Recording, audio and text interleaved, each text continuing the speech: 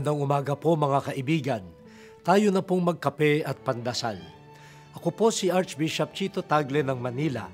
Sa umagang ito, pagnilayan po natin, tao tayo, hindi tayo Diyos. Lahat ng tao, ano pa mang bansa o kultura ang pinagmulan, ay natutuwa sa mga taong mapagpakumbaba.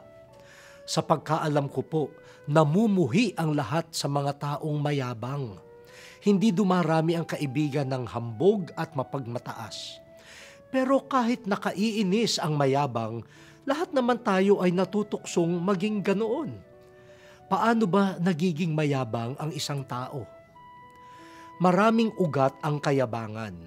Ang isa rito ay ang pagpapanggap na tayo ay Diyos.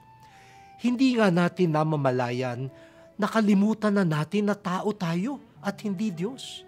Kapag tinanggap natin na tao nga tayo, nakikita natin ang ating galing, subalit may kahinaan din. Ang kakayanan, subalit may limitasyon. May kabutihan, subalit may kasalanan.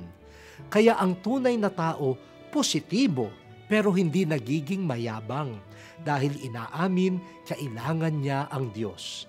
Ang nagpapanggap na Diyos, walang kailangang kapwa o Diyos.